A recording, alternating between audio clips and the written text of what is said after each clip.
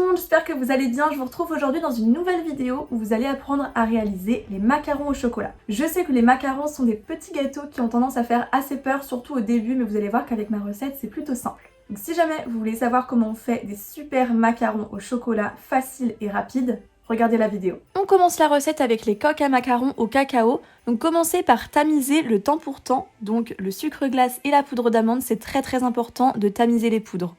Tamisez ensuite le cacao en poudre non sucrée, mélangez les 3 ingrédients, versez ensuite les blancs d'œufs dans le bol d'un robot ou dans un saladier et battez-les à vitesse moyenne et ajoutez le sucre blanc en plusieurs fois. Vous devez obtenir une jolie meringue française, bien ferme avec un beau bec d'oiseau. Donc prélevez une petite quantité de meringue que vous allez mélanger aux poudres. Vous devez obtenir une texture très pâteuse mais homogène.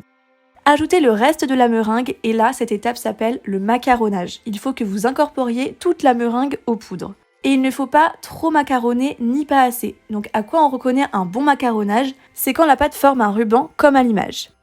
Placez ensuite votre pâte dans une poche munie d'une douille lisse et formez des petits tas de pâte d'environ 3 à 4 cm de diamètre.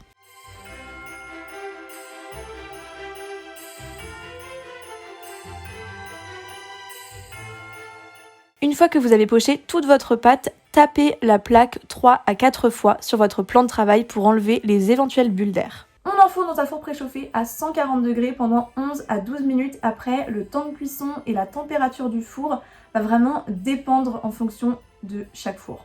Donc ça, c'est à vous de jauger en fonction de votre four, car ils ne fonctionnent pas tous exactement de la même façon. Petit conseil, pendant la cuisson de vos macarons, ouvrez plusieurs fois et pendant quelques secondes la porte de votre four pour faire évacuer l'air.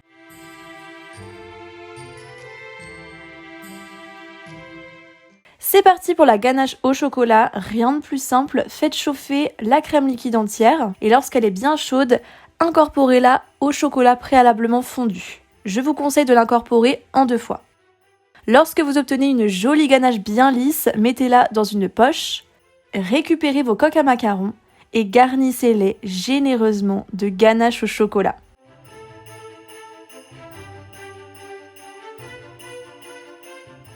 Refermez avec une deuxième coque à macarons et ils sont terminés!